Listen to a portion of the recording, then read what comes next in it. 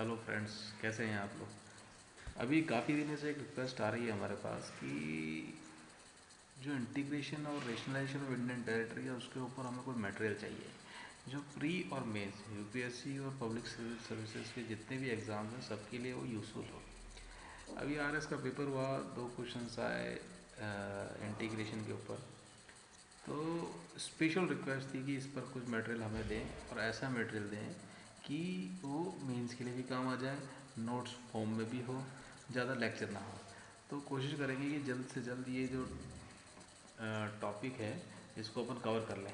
Cover करने के लिए कोशिश करेंगे कि इसको 20 से 25 मिनट के लिए कवर कर लें, क्योंकि साइकोलॉजी भी बोलती है कि आप जो मेरे दोस्त हो उनका किसी का भी दिमाग 20 से 25 मिनट से ज़्यादा एक जगह कंसंट्रेट होता नहीं है। ये स्वाभाविक है। आइंस्टीन हो चाहे कोई हो, कितना ही बड़ा पढ़ने वाला हो, कितना ही फर्स्ट रैंक लाया हो यूपीएससी में, उसके लिए 25 मिनट का एक स्लॉट होता है। उससे ऊपर बड़ा मुश्किल होता है, बहुत ही असंभव ही होता है, मान के चलें आप। ठीक है ना। तो कोशिश करेंगे 25 मिनट में पूरे इस चैप्टर को क्लोज कर लें और आपके मेन से रिलेटेड, ट्री से रिलेटेड जितने भी क्वेश्चन है सारे इसमें सॉर्ट आउट हो जाए। So let's start with the bang. So start करते हैं फ्रेंड। ये जो चैप्टर है अपन ने लिया है integration and rationalisation of Indian territory. Hindi medium में बहुत कम चीज़ें मिलती हैं, लेकिन पूरी कोशिश की गई है कि सारा मटेरियल उठा के आपको इसमें दे दी जाए। हिंदी मीडियम के स्टूडेंट्स के लिए as well as English medium students के लिए, दोनों के लिए बहुत ही इंपॉर्टेंट चीज़ें और सब कुछ मिलेगा इसमें। सो ये जो इंटीग्रेशन टॉपिक है इसमें आपको बता देंगे स्टार्टिंग में क्या हुआ था कि जितने भी आधुनिक देश थे, सभी देशों का एक दौर होता है जिसमें उनको अपनी भौगोलिक सीमाएं होती है, जोग्राफिकल एरिया होता है, उनका जो इंटरनल एरिया होता है, उनका एक पर्टिकुलर उनको डिवीज़न करना होता है, एक तार्किक विभाजन करना पड़ता है। कुछ वर्ड्स हो गए उनको पकड़ के रखना आप, जैसे तार्किक विभाजन हो गया, भौगोलिक सीमाएं हो गया, आंतरिक क्षेत्र हो गया। ये आपके मेंस में भी बहुत काम आएगी आंसर राइटिंग में। ओके। सो तो जो आधुनिक देश थे उनका किसी न किसी दौर में उन्होंने अपनी भौगोलिक जो सीमाएं हैं उनको निर्धारण किया, आंतरिक क्षेत्रों का तार्किक रूप से विभाजन किया। और इस समस्या का सामना ऐसा विश्व में कोई भी देश नहीं था जिसको सामना ना करना पड़ा। और एक राष्ट्र को एकीकरण के ढांचे में विकसित करने के लिए आवश्यक हो जाता है कि वहाँ के लोग, वहाँ की सरकार एक अपनी देश की पर्टिकुलर भौगोलिक सीमाएं तय करें। हमारे साथ क्या हुआ था, जो हमारा भारत देश है, जो आज हम उसको बड़ा ही व्यवस्थित देखते हैं, एकीकृत देखते हैं, इंटीग्रेट देखते हैं, ब्रिटिश के समय पे ऐसा नहीं था। उस समय फ्रांसीसी, पुर्तगाली, ब्रिटिश उपनिवेश के तौर पे यहाँ पर थे और ये जो हमारा भारत था एक ढीला ढाला समुच्चय था। अब इसको आप समझने के लिए चार चीज़ों में समझें। जो हमारा एकीकरण हुआ वो चार चार स्तरों पर हुआ। पहला स्तर था वो था रियासतों का एकीकरण, ये। दूसरा था यूरोपीय, फ्रांसीसी और पुर्तगाली उपनिवेशों का भारत में विलय था। तीसरा था ऐसे कुछ अन्य क्षेत्र थे जिनका भारत में विलय हुआ था और तार्किक आधार पर राज्यों का पुनर्गठन किया गया था। अंदर जो हमारे ये बेसिकली मैप आप देखेंगे, ये प्रिंसली स्टेट्स का मैप है जो बिफोर इंडिपेंडेंस था। तो ये जो बाद के तार्किक आधार पर जो राज्य हैं, राजस्थान हुआ, इसके पास गुजरात हुआ या मुंबई हुआ या हैदराबाद हुआ, इनको फिर बाद में तार्किक आधारों पर भी राज्यों का पुनर्गठन किया था। इस नोट्स में एक विशेष बात ध्यान देने योग्य ये है कि हमने जो आपके लिए नोट्स बनाए हैं वो यहाँ से इसको दो पार्ट में डिवाइड कर दिया पेज को। पहला जो रियासतों का एकीकरण फर्स्ट पार्ट था, ये जो स्तर था एकीकरण का, ये यहाँ से स्टार्ट होता है, लास्ट तक जाएगा। सेकंड टॉपिक आ जाएगा, फिर थर्ड आ जाएगा, फोर्थ आ जाएगा, तीन चार स्तर आ जाएंगे इसके। तो हम स्टार्ट करते हैं फर्स्ट, रियासतों का एकीकरण। रियासतों का एकीकरण में आपको बता दें कि जब रियासतों का एकीकरण स्टार्ट हुआ था तो यहाँ पर रियासतें थी, देसी राज्य या रियासतें थी। और जिनका जिनको हम इंग्लिश में प्रिंसली स्टेट्स बोलते हैं, उनका 40% इसमें पार्ट था, जहाँ पर इनडायरेक्ट रूल था। इनडायरेक्ट, ठीक है ना। इनडायरेक्ट रूल अप्रत्यक्ष शासन था। अप्रत्यक्ष शासन में क्या होता है भैया, ये अलोकतांत्रिक होता है, राजा जी की चलती थी। जयपुर के जो राजा हैं उनकी चला करती थी और उनके ऊपर था गोरे, ब्रिटिश। ब्रिटिश क्या देखता था कि भैया कोई भी बाह्य आक्रमण, कोई भी आंतरिक विद्रोह होता है तो उसके खिलाफ सुरक्षा हम देंगे, बाकी तुम अपने मस्त हमें पैसे देते रहो, हमें कोई लोड नहीं है। और ब्रिटिश ने क्या कर रखा था, एक दीवान सब जगह अपने, जैसे आज के हम आईएएस बोलते हैं, ऐसे एक ब्यूरोक्रेट बिठा रखा था इसको आप ये छतरी देख रहे हैं आप, तो ब्रिटिश ने इनको भाई आक्रमण और इन सब चीज़ों से छतरी प्रदान कर रखी थी। ठीक है, ये था स्टार्टिंग में जो हमारा एक सिनारियो था।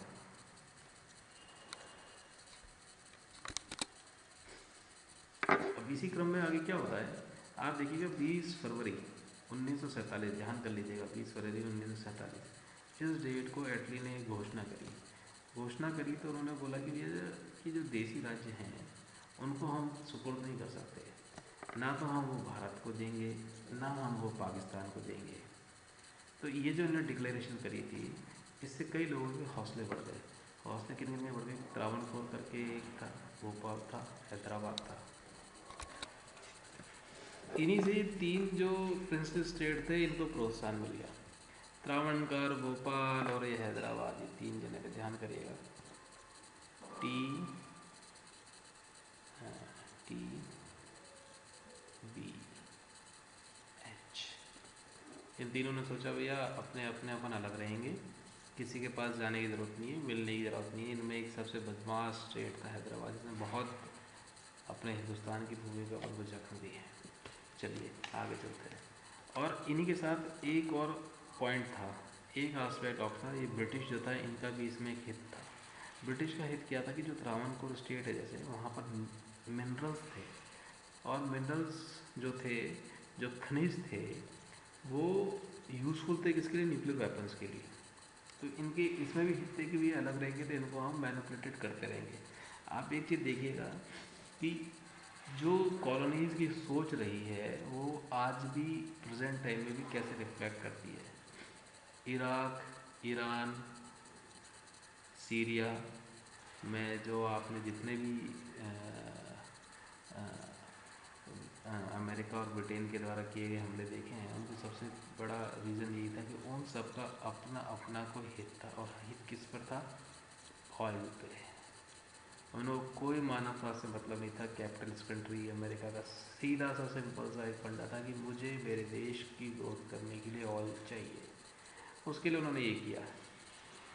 कभी इसको विस्तृत रूप से करंट अफेयर्स में डिस्कस करेंगे, आगे चलते हैं।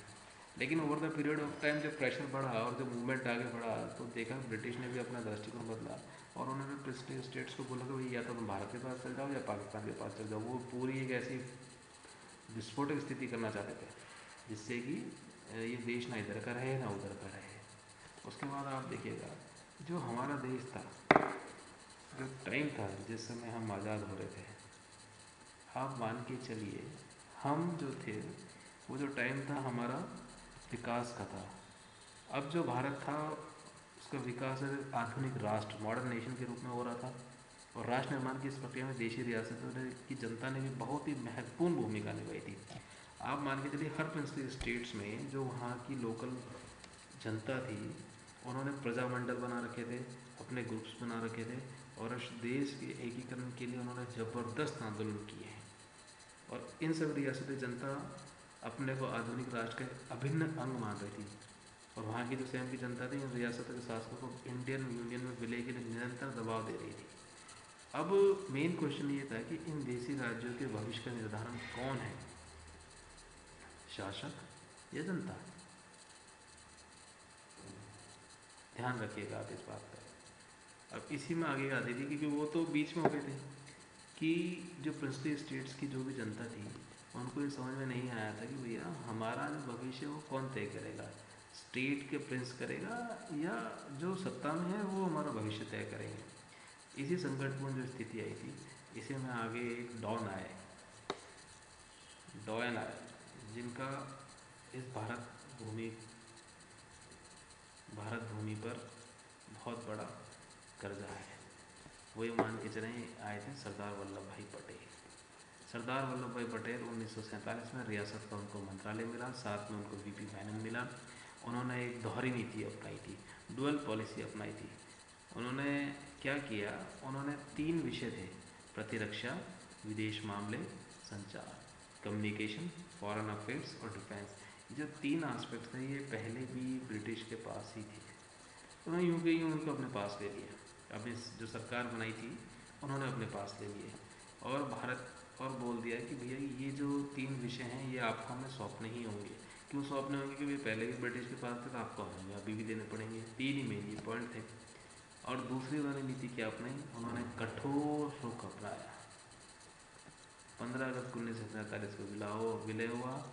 जनता का जो विद्रोह हुआ प्रिंसली स्टेट्स में, उसको उन्होंने पॉइंट लेते हुए कठोर रुख अपनाया और ऐसे सभी राज्यों को अपने देश में इंटीग्रेट करने के लिए उन्होंने भरपूर प्रयास किए थे। अब इसमें 3 स्टेट थे। सामान्यतः अधिकतर सभी स्टेटों ने अपने को हस्ताक्षर कर दिए थे, अपने देश में मिलने के लिए सभी ने हस्ताक्षर कर दिए थे। लेकिन ये 3 स्टेट बची थी जिन्होंने 15 अगस्त से पहले ही भारत में अपने विलय को बाकी सभी ने स्वीकार कर लिया था, लेकिन 3 ऐसी रियासतें बच गई थी जो विलय के लिए तैयार नहीं थी। और वो 3 कौन कौन थी आप सभी जानते हैं? कश्मीर, जूनागढ़, हैदराबाद। प्री में कई बार क्वेश्चन आता है, ठीक है ना, कि ये जो 2 ड्यूअल पॉलिसी में उनके पास कौन कौन से सरदार वल्लभ भाई पटेल ने दोहरी नीति के अंदर क्या क्या कदम उठाए थे। पहला कदम तो ये था कि भैया जो 3 इम्पॉर्टेंट ये डिपार्टमेंट थे ये हमारे पास रहेंगे, और दूसरा कठोर रुख अपनाया था उन्होंने। ये 2 चीज़ें ये ध्यान रखेगा। मेंस में भी कई बार आता है इंटीग्रेशन ऑफ इंडियन स्टेट्स का, उसके अंदर ये पूछ लेता है कि भैया कि सरदार वल्लभ भाई पटेल की उसमें क्या भूमिका थी। आंसर में आप बता सकते हैं उनकी भूमिका उस समय क्या थी। कश्मीर की समस्या, कश्मीर की समस्या जो थी उसमें मेन एक चीज़ था कि कश्मीर में जो बहुसंख्यक थे वो मुस्लिम थे 70.11, अल्पसंख्यक हिंदू थे और 2.77% सिख थे, रेस्ट बौद्ध थे। इससे आपको आइडिया लग जाएगा कि समस्या गंभीर क्यों होगी। हैदराबाद में मोहम्मद थे, यहाँ समस्या हुई। कश्मीर में मुसलमान थे, यहाँ समस्या हुई। जूनागढ़ में नवाब के मुसलमान थे, यहाँ समस्या हुई। कहीं ना कहीं बहुसंख्यकवाद या वहाँ का शासन जो करता था वो मुसलमान था। और पाकिस्तान जो एक मॉडर्न कंट्री कन्वर्ट हुई थी उसकी तरफ कहीं ना कहीं लोगों का टिल्टेशन था। लेकिन कश्मीर की समस्या डिफरेंट थी। यहाँ पर एक शेख अब्दुल्ला जी थे, वो तो कुछ भी नहीं चाहते थे, वो डिफरेंट ही अपने आप को रखना चाहते थे। थोड़ी सी डिफरेंट समझने की कोशिश करेंगे क्या समस्या थी। कश्मीर में राजा थे हरि सिंह जी। हरि सिंह हिंदू थे। हरि सिंह जहाँ एक तरफ भारत को लोकतांत्रिककरण से भयभीत थे, दूसरी तरफ पाकिस्तान के सांप्रदायिकरण कम्युनलाइजेशन से भी भयभीत थे। उन्होंने सोचा कि मुझे स्वतंत्र रहना चाहिए। लेकिन 22 अक्टूबर 1947 को पाकिस्तान के सैनिकों द्वारा कबायली हमला हो गया अकबर खान के देखकर।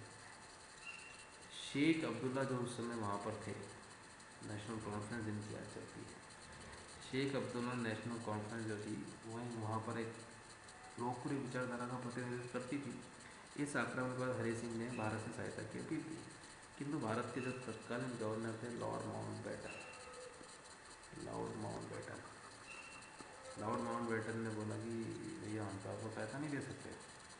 उनका यह मानना था कि अंतर्राष्ट्रीय विधि सिस्टम, इंटरनेशनल लीगल सिस्टम के अनुसार भारत तब तक कश्मीर को सहायता नहीं दे सकता जब तक कि आप हमारे साथ संधि नहीं कर सकते, क्योंकि जब तक आप नहीं करते हैं आप अपना एक अलग अस्तित्व बना के रखे हुए हैं, इसलिए हम आपको कोई सहायता नहीं दे सकते। चूँकि जवाहरलाल नेहरू और सरदार वल्लभ भाई पटेल जनता की इच्छा को तरजीह देते थे तो उनके विचार में इस पर कश्मीर की जनता का अनुमोदन भी होना चाहिए था। तभी भारत सरकार से सहायता प्राप्त करने के लिए कश्मीर के मुख्यमंत्री थे मेहर चंद जी नेहरू जी सरदार वल्लभ भाई पटेल के पास आए और उन्होंने उनसे सहायता के लिए निवेदन किया और सरदार वल्लभ भाई पटेल तुरंत सहायता देने के लिए सहमत हो गए। जब तक राज्य का एक जो प्रमुख राजनीतिक दल था नेशनल कॉन्फ्रेंस, शेख अब्दुल्ला जी का, इनका जो नेशनल कॉन्फ्रेंस था, नेशनल कॉन्फ्रेंस ने भी एक शर्त रख दी। नेशनल कॉन्फ्रेंस क्या शर्त रखी थी कि हम तभी आपको सहयोग देंगे जब आप राज्य में पृथक संविधान, सेपरेट कॉन्स्टिट्यूशन तथा उसके तहत संवैधानिक शासन, पृथक संविधान देंगे और संवैधानिक शासन देंगे। देखिएगा आप समझने की कोशिश करिएगा उस समय की सिचुएशन को। इसी शर्त पर उन्होंने आश्वासन दिया कि हम आपको सहयोग करेंगे कि राज्य में पृथक संविधान होगा, संवैधानिक शासन होगा और उनका दल कश्मीर को भारत के दल सम्मिलित किए जाने के पक्ष में है। स्थिति गंभीरता को जब उन्होंने देखा तो नेहरू ने सैन्य सहायता प्रदान करने के प्रस्ताव को स्वीकार कर लिया और इसके साथ ही 26 अक्टूबर 1947, याद कर लीजिएगा, 26 अक्टूबर 1947 को हरि सिंह जी ने विलय पत्र पर हस्ताक्षर कर लिए। इसी समय में एक मैं आपको इंसिडेंट और बता देता हूँ। भारत सरकार के जितने भी प्रयास थे, सारे प्रयास कश्मीर के राजा हरि सिंह को अपनी तरफ जोड़ने में अनसक्सेसफुल हुए थे। एक विश्व की सबसे बड़ी ऑर्गेनाइजेशन हम लोग बोलते हैं हमारे देश की, आरएसएस। इतिहास में एक चीज़ आती है, काफ़ी जगह हम आरएसएस के बारे में डिफरेंट बातें सुनते हैं, लेकिन हम केवल उस परिप्रेक्ष्य में अभी बात करेंगे कि उस समय इनका भी एक रोल था। इनके द्वितीय सरसंघचालक हुए थे गुरुजी करके, गोलवलकर जी। इनका इस ऑर्गेनाइजेशन को बनाने में महत्वपूर्ण योगदान था। ये सेकंड थे जो उनके सुप्रीम थे। पहले हेडगेवार जी थे, डॉक्टर साहब, जिनको इनका संस्थापनकर्ता बोलते हैं, डॉक्टर हेडगेवार। इन्होंने आरएसएस को खोजा था। चलिए, तो गोलवलकर जी जो थे, इनको सरदार पटेल ने आग्रह किया, ये फ्लाइट से बैठ के, विशेष विमान के साथ बैठ के हरि सिंह जी से मिले और हरि सिंह जी को बातचीत करने के बाद विलय पत्र पर हस्ताक्षर करने के लिए तैयार कर लिया।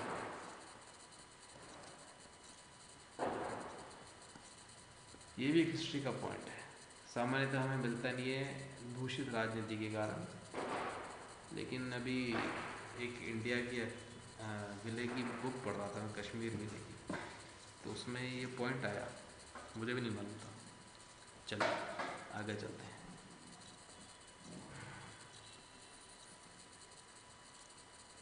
उसके बाद जैसे हस्ताक्षर हो गए तो भारतीय सेना वहाँ पहुँच गई थी। भारतीय सेना ने ज़बरदस्त कबालियों को अच्छी तरह से पछाड़ के भगा के मारा और हमारे जो वीर सैनिक थे उन्होंने कश्मीर को आज़ाद करवा लिया। उसके बाद आता है क्वेश्चन जूनागढ़ का। जूनागढ़ जो था उसकी वर्तमान समस्या उस समय क्या थी कि जूनागढ़ गुजरात का पार्ट था, गुजरात का हिस्सा था। इस रियासत का जो नवाब था वो मुस्लिम था, लेकिन बहुसंख्यक जनता हिंदुओं की थी। राज्य के जो नागरिक थे वो स्वतंत्र अस्थायी हुकूमत उन्होंने स्थापित भी कर ली थी। उसी समय क्या था, जब ये मुस्लिम था वहाँ का नवाब और बहुसंख्यक हिंदू होते थे, हिंदुओं ने क्या किया, अपनी एक हुकूमत वहाँ पर स्थापित कर ली थी। और जूनागढ़ का दीवान था शहनवाज भुट्टो, ठीक है, जुल्फ़िकार अली भुट्टो का आपने नाम सुना होगा पाकिस्तान में, ये उन्हीं के ही पिता थे, ठीक है। तो ये नवाब था, जब इन्होंने अस्थायी हुकूमत स्थापित कर ली थी वहाँ की जनता ने, तो वहाँ के नवाब साहब भाग के पाकिस्तान चले गए थे। और ऐसा बोलते हैं कि पाकिस्तान गए तो अपने साथ अपने 5-6 कुत्तों को भी साथ लेके गए थे। चलिए, बीच में इसलिए बता रहा हूँ कि उससे आप रिलेट कर सकें। कुत्तों से ध्यान में आ जाएगा कि हाँ साहब उस समय नवाब साहब थे और अपने कुत्तों को लेके पाकिस्तान गए थे, तो आप उसको रिलेट कर पाएंगे, जल्दी से भूलेंगे नहीं।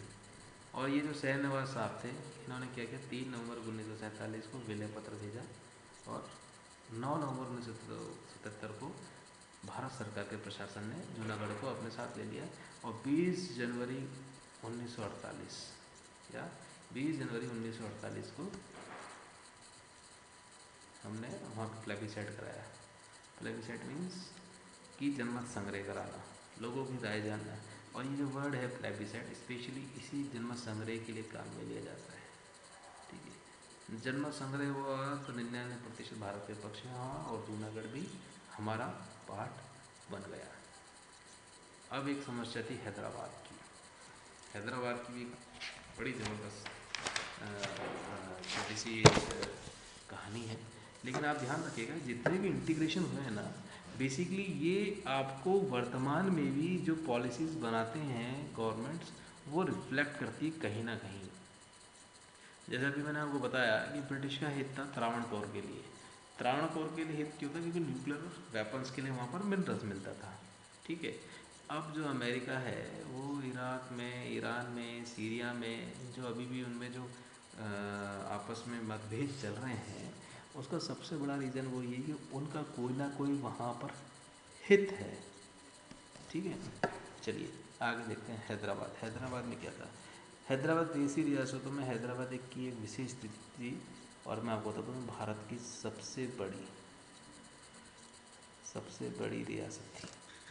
इनका जो निज़ाम, जो शासक था मुसलमान था, और राज्य की जो अधिकांश जनता थी वो हिंदू थी। प्रारंभ में पाकिस्तान ने हैदराबाद को दुर्गम में रखा कि वे मुसीबत के समय में आपका साथ देंगे। फलते निज़ाम इस मज़े में था कि वे स्वतंत्र राज्य स्थापित करने का अपना सपना सजाया था। उसने ये नहीं सोचा कि भैया पाकिस्तान वहाँ बैठा बैठा मुझे यहाँ बीच में, इस हिंदुस्तान के बीच में जो मेरा राज्य है उसको कैसे सहायता पहुँचाएगा। चलिए, और उसने लेकिन एक चालाकी करी। 29 नवंबर 1947 को निज़ाम ने हैदराबाद में भारतीय संघ से 1 वर्ष के लिए यथास्थिति संधि करी। क्या करी थी उसने? यथास्थिति संधि, इसको बोलते हैं, इधर देखिएगा, स्टैंड स्टिल एग्रीमेंट। मतलब जो भी जैसी स्थिति है अभी आप उसको वैसे ही रहने दो, उसके बाद फिर कोई ना कोई निर्णय लेंगे 1 साल बाद। 1 साल के अंदर उसको क्या करना था, क्यों लिया था? 1 साल के अंदर उसको वहाँ पर प्रतिनिधि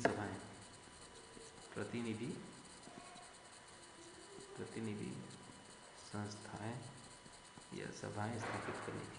अभी आपको बताया था ना, प्रिंसली स्टेट्स के अंदर प्रजामंडल थे जिनका काफ़ी प्रेशर था राजाओं पर भी देश में एकीकरण के लिए। वैसे ही इसने बोला कि भैया मैं प्रतिनिधि सभाएं बनाऊंगा जो फिर मेरे इस स्टेट्स को भी गवर्न करेंगे। चलिए आगे चलते हैं। इसमें फिर आप आगे देखिएगा कि इसी प्रतिनिधि सभाओं के बनाने के इसने जो आश्वासन दिया था, तभी एक पार्टी थी वहाँ पर,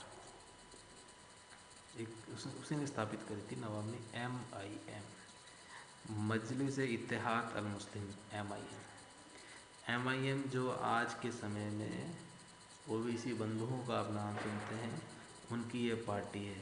विडम्बना ये है कि ये MIM के बारे में जब आपको मालूम पड़ेगा तो ये जो कल्चरल इथॉस की बात करते हैं दोनों भाई, ताजुब करेंगे आप कि कैसे कोई ये MIM नाम अपनी पार्टी का रख सकता है और भारत के एकीकरण के लिए बात कर सकता है, संभव ही नहीं। चलिए, अब MIM के पास क्या थी? एक सेना थी, वॉलंटियर, स्वैच्छिक कार्यकर्ता, जिसको बोलते थे रजाकार्स। रजाकार्स कभी आपके मेंस में पूछ लेता है अगर रजाकार्स कौन थे, तो रजाकार अर्थात वॉलंटियर स्वैच्छिक कार्यकर्ता थे। ये एक मुस्लिम सैन्य संगठन था, मुस्लिम पैरामिलिट्री ऑर्गेनाइजेशन था, और जिसमें आप बिलीव नहीं करेंगे 1.5 लाख सैनिक थे। सैनिक तो नहीं बोलेंगे तो वॉलंटियर्स थे, 1.5 लाख। ये निज़ाम तथा वहाँ के जो मुस्लिम सैन्य संगठन था MIM के पक्ष में काम करते थे। हैदराबाद के भारत के साथ एकीकरण के खिलाफ थे, और ये जो रजाकार थे, राज्य के हिंदुओं पर इन्होंने भयंकर अत्याचार किए, आपकी सोच से भी परे थे वो। इन्होंने अत्याचार किए, मार काट, लूट मार, हत्याओं के माध्यम से इस क्षेत्र में भयावह स्थिति उत्पन्न कर दी थी। इस प्रकार की जैसी व्यवस्था फैली तो भारत सरकार ने मिलिट्री एक्शन का अवसर समझा, और 13 सितंबर 1948 को भारतीय सेना यहाँ पर प्रवेश कर गई, और 18 सितंबर 1948 को हैदराबाद में समर्पण कर दिया। जनरल GN चौधरी हमारी तरफ से थे, विजयी रहे, और वहाँ पर जनरल थे एल एंड्रयूज़ को बंदी बना लिया गया। और ये जो जितना भी भारतीय मिलिट्री फोर्स ने अपना एक्शन चलाया था, इसको नाम दिया गया था उसमें ऑपरेशन पोलो। ध्यान रखिएगा, ऑपरेशन पोलो का एक बार प्री में पूछ लेता है, वर्ड दे देता है, और ये जो ऑपरेशन पोलो कार्रवाई थी ये किसके खिलाफ की गई थी, क्या कार्रवाई थी, इसके बारे में पूछ लेता है। ठीक है, और ये ऑपरेशन पोलो नाम इसलिए देखा था, उस समय पोलो ग्राउंड सर्वाधिक थे, कहाँ पर? हैदराबाद में। और 26 जनवरी 1950 को जैसे भारत स्वतंत्र हुआ तो संविधान में हैदराबाद को भाग है, ये भाग 3 भाग हैं, तीनों भागों के बारे में समझेंगे, और उसमें भी आपको एवरीथिंग विल बी क्लियर। ये भाग जो मैं अभी बोल रहा हूँ भाग है, ये क्या है? भाग ख के अंतर्गत राज्य की स्थिति प्रदान कर दी गई और निजाम को उसका राज्य प्रमुख हेड ऑफ स्टेट बना दिया गया। लेकिन जैसे कि 1956 में स्टेट रीऑर्गेनाइजेशन एक्ट बना तो उसके तहत हेड ऑफ स्टेट को ख़त्म कर दिया गया और मराठी खत्म समाप्त कर दिया गया। तो मराठी भाषी भाग और बम्बई का जो कन्नड़ भाषी भाग मैसूर में तथा तेलुगु भाषी भाग तेलंगाना आंध्र प्रदेश में मिला दिया गया। मतलब जो हैदराबाद था इसके भी 3 टुकड़े कर दिए गए। जो मराठी थे वो मराठवाड़ा में चले गए, जो तेलुगु थे वो तेलंगाना आंध्र प्रदेश में चले गए, जो कन्नड़ भाषी थे वो मैसूर में चले गए। 3 स्टेट जो हमें देखते हैं इसमें से 3 टुकड़ों में से 3 जगह और चले गए। मराठी भाषा बॉम्बे में चले गई, कन्नड़ भाषा मैसूर में, तेलुगु भाषी तेलंगाना में। माइंड में ये चीज़ क्लियर रखिए। चलिए, तीनों स्टेट की समस्या थी, सरदार वल्लभ भाई पटेल ने अपने पुरुषार्थ से इसको हल कर दिया, नहीं तो बहुत मुश्किल ही था कि भैया ये सिचुएशन हम हल कर पाते। चलिए आगे चलते हैं। दूसरा हमने पढ़ा था, ये तो रियासतों का एकीकरण था। 3 रियासतें थी जिनमें हमें समस्या आई थी, कश्मीर, जूनागढ़, हैदराबाद, ये तीनों ही आपने पढ़ी। आगे है यूरोपियों के उपनिवेशों। दूसरा टॉपिक था एकीकरण के अंदर यूरोपीय, फ्रांसीसी और पुर्तगाली उपनिवेशों में भारत में मिले। इसमें क्या था, सबसे पहले फ्रांसीसी के उपनिवेशों के विलय के बारे में आप देखिएगा। फ्रांसीसी तो अपने यहाँ पर थे, मछलीपट्टनम में थे, कोझिकोड में थे, सूरत में थे। और ये मछलीपट्टनम प्री में पूछ लेता है, 4 ऑप्शन देते हैं और बताइए कि कहाँ पर फ्रेंच कॉलोनी स्थापित थी। सूरत का विशेष ध्यान रखिएगा, बच्चे गलत कराते हैं। कोझिकोड मछलीपट्टनम में तो तुक्का लगाते हैं, सूरत को सोचते हैं सूरत में फ्रांसीसी नहीं रहे होंगे, लेकिन सूरत में फ्रांसीसी थे। और मछलीपट्टनम कोझिकोड को 18 अक्टूबर 1947 को भारत में विलय कर दिया गया। अब ये पौंडीचेरी, कराईकल, यनम, माहे और चंद्रनगर, ये जो 4 प्लेसेस थी जहाँ पर भी इनकी कॉलोनी थी फ्रांसीसियों की, ये मैं आपको बता दूँ कहाँ कहाँ थी। ये रही माहे, देखिए कहाँ कहाँ है, कराईकल, पौंडीचेरी, यनम, चंद्रनगर। कई स्टूडेंट जो शायद नहीं जानते, मैं बता देता हूँ। पौंडीचेरी जो है हमारा यूटी है, 1 2 3 3 राज्यों में इसके पार्ट हैं। माहे, केरला, केरला, कराईकल तमिलनाडु, पौंडीचेरी तमिलनाडु, यनम आंध्र प्रदेश, ये आंध्र प्रदेश में है। ठीक है, तो अब आप ध्यान रखिएगा, कई बार यूपी में ये भी बहुत बार क्वेश्चन पूछा जाता है। माहे, पौंडीचेरी, कराईकल, यनम, चारों ऑप्शन दे देंगे और पूछेंगे भैया कि पौंडीचेरी का एक पार्ट जो केरला में है कौन सा है, दैट इज माहे। ध्यान रखिएगा, भूलिएगा मन। और एक ये तो था करंट सिचुएशन। फ्रांसीसी के पास इन चारों के साथ में एक ही चंद्रनगर और था। चंद्रनगर कहाँ था, वेस्ट बंगाल में। इन चारों को भी विलय भारत में करना था। तो 1 नवंबर 1954 को चारों भारत को प्राप्त हो गए। ठीक है ना, चारों भारत को प्राप्त हुए थे डी फैक्टो। क्या प्राप्त हुए थे, डी फैक्टो, इसको हम बोलते हैं de facto. De facto means क्या हो गया, डी फैक्टो मीन्स फ्रांस ने तो हमें दे दिए, ठीक है ना, एग्रीमेंट में भी साइन हो गया, लेकिन वहाँ की जो संसद थी उसने 1962 में हमें दिया था, इसको बोलते हैं कि डी जॉर। फाइनली 1962 में हमारे पार्ट बन गए। ओके, क्वेश्चंस आता है कि कब विलय पत्र पर हस्ताक्षर हुए, 54 में। और एक बार क्वेश्चन ये भी आ जाता है कि फाइनली कब मिले, तो 1962 में। फाइनली मीन्स वहाँ की संसद ने इसको अप्रूव कर दिया था कि ये फाइनली भारत के पार्ट हैं।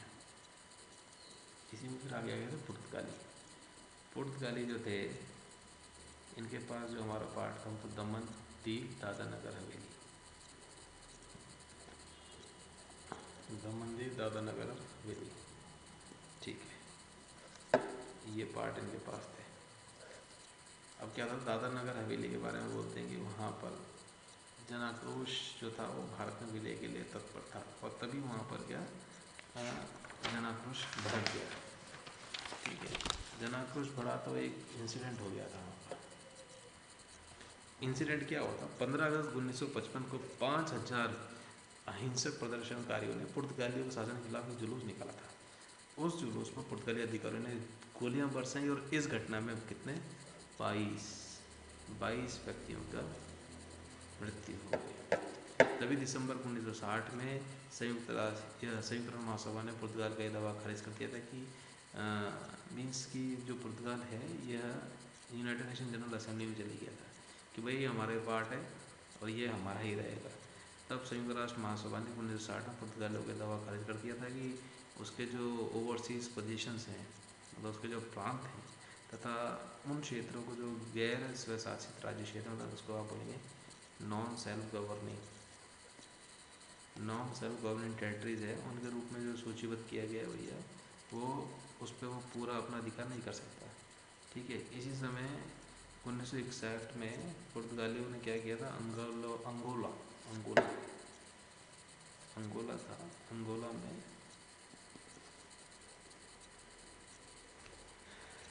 अंगोला में क्रांतिकारियों को क्रूर दमन किए जाने से भारतीय जनता की भावनाएं भी भड़क गई थी। तो भारत सरकार पर सैनिक कार्रवाई करने की दबाव बढ़ गया था। अंगोला पर इन्होंने फिर क्या किया था, बड़ा ही क्रूर दमन किया था। जैसे इतना क्रूर दमन हुआ तो पटेल ने बोला, सरदार वल्लभ भाई पटेल जी ने बोला कि भैया यहाँ तो सैनिक कार्रवाई करनी ही पड़ेगी। और इसी सैनिक कार्रवाई के समाधान करने के लिए उन्होंने क्या किया,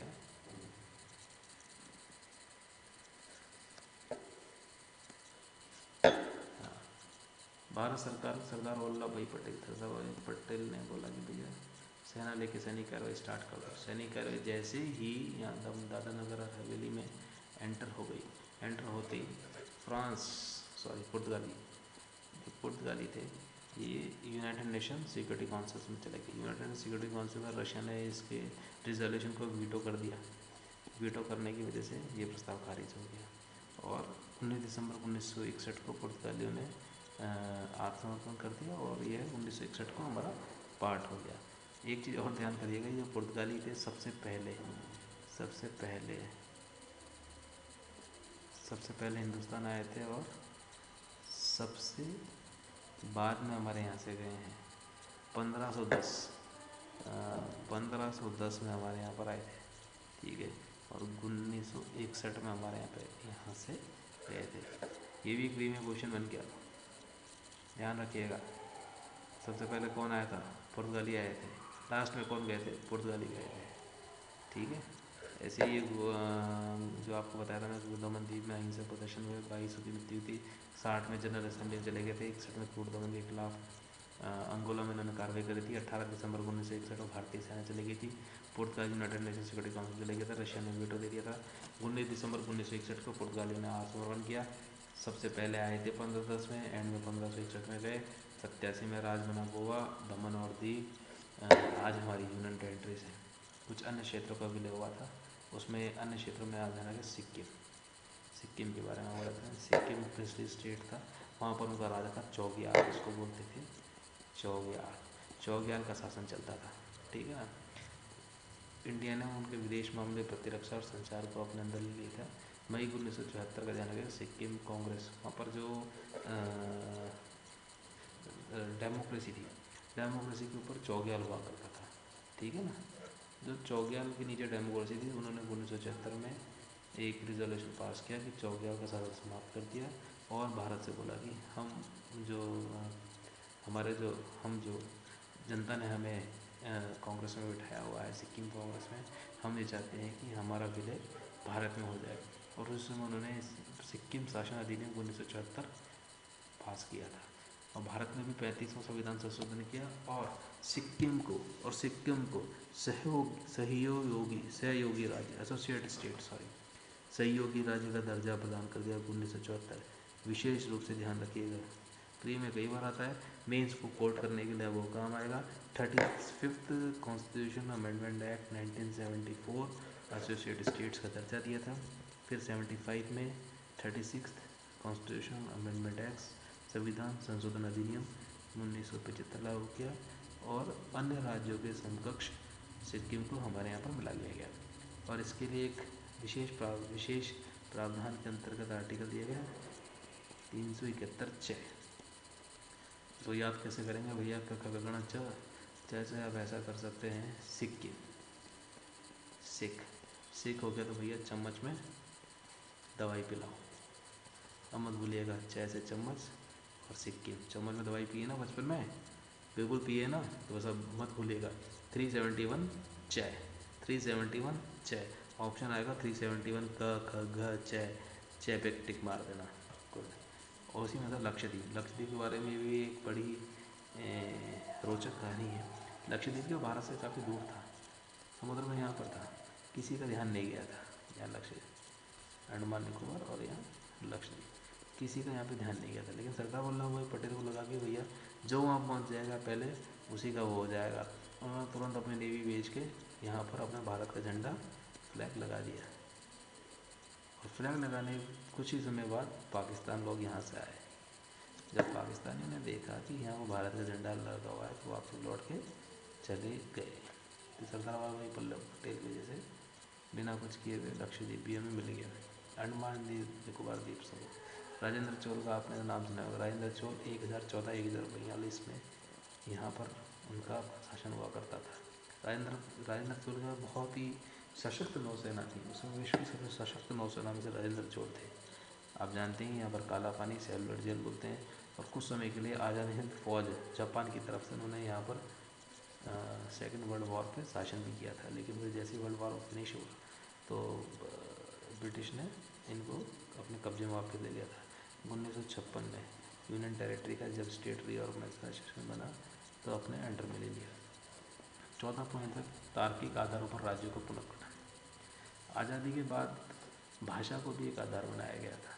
1919 में कांग्रेस का जो कामकाज था उन्होंने तय किया कि भैया हम राष्ट्रीय भाषा में ही करेंगे।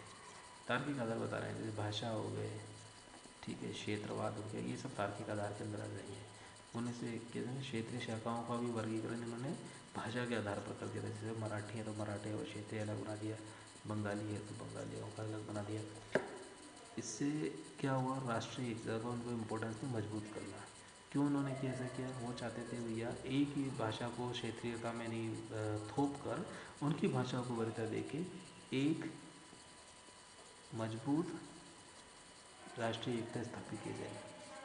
ठीक है, ये दो चीज़ थी तार्किक आधार पर भाषा को करने के लिए। मैं आपको ये बता रहा था भाग खे बाग गए और गए।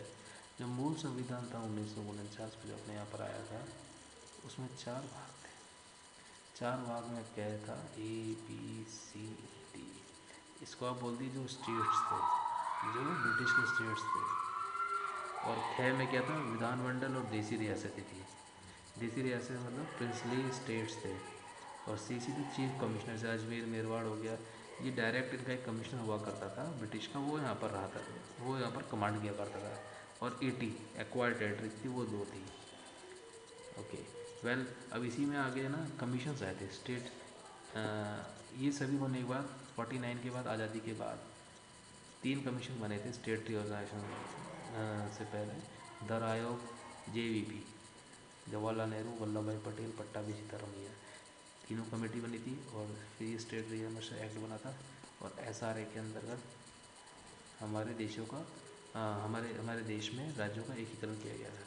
ठीक है, तो ब्रीफ आपको डिस्क्रिप्शन इन दोनों के बारे में देता हूँ। उसके बाद नेक्स्ट जो स्लाइड है उसके बाद हम दर आयोग के बारे में, JVP, जवाहरलाल नेहरू, वल्लभ भाई पटेल, पट्टाभी सीतारमैया और स्टेट रीऑर्गेनाइजेशन एक्ट के बारे में विस्तृत रूप से समझेंगे। ये भी देखेंगे कि भैया किस किस राज्य का कब कब इंटीग्रेशन हुआ, कैसे हुआ, कौन सी डेट को हुआ, और किस अमेंडमेंट में हुआ। ठीक है ना, जैसे इसका 36 में हुआ सिक्किम का, 35 में सहयोगी स्टेट दिया, 36 में स्टेट का दर्जा दे दिया गया।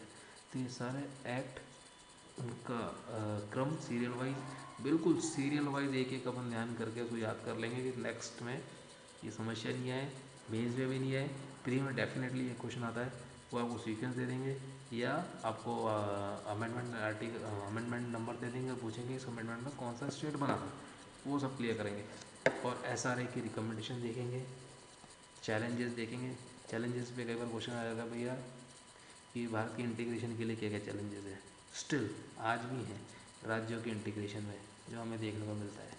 ठीक है, वो सभी हम नेक्स्ट स्लाइड में पूरी करेंगे। बस थोड़ा सा ब्रीफ दे देता हूँ मैं आपको। दर आयोग जो था 1948 में भाषी सिद्धांत लागू नहीं करने का उन्होंने बोला कि भाषा सिद्धांत के हिसाब से स्टेट नहीं बनाएंगे। ठीक है ना। ऐसी JVP ने भी बोला था भाषा के आधार पर नहीं बनाएंगे। JVP 1948 में अपॉइंटमेंट हुआ था, 1949 में उसने रिपोर्ट सबमिट की थी। आंध्र प्रदेश बना का एक एग्जाम्पल है, भाषा के आधार पर इन्होंने बहुत तगड़ा आंदोलन चलाया था तेलुगु भाषियों ने। एक पुट्टी सीरामालू उनके नेता थे, उपवास के दौरान मृत्यु हो गई थी, हिंसक आक्रोश हुआ था, आक्रोश बहुत ही भयंकर हुआ था। 1 अक्टूबर 1953 को आंध्र प्रदेश बन गया। जब से ये आंदोलन चल रहा था और अब जाके तेलंगाना स्टेट बना है, इतना पुराना आंदोलन है। सबके बारे में डिस्कस करेंगे।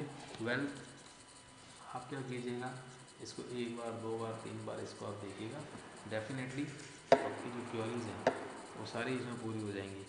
और कोई क्वेरी रहती है तो please do share with me. ठीक है ना। आप मुझे प्रथम रैंक .com पर अपने सुझाव, अपनी समस्याएं, अपना डाउट आप मुझे भेज सकते हैं। और डेफिनेटली विद इन 1 डे मैं आपको उनके डाउट्स क्लियर करने के लिए डेफिनेटली प्रयास करूँगा। DD डाउट भेजो, डाउट क्लियर करो। ओके, वेल, देखिएगा, समझिएगा, कोई भी समस्या आती है तो बात करिएगा। नेक्स्ट स्लाइड में चलेंगे, जहाँ पर स्टेट रीऑर्गेनाइजेशन के बारे में, दर के बारे में, JVP कमेटी के बारे में समझेंगे।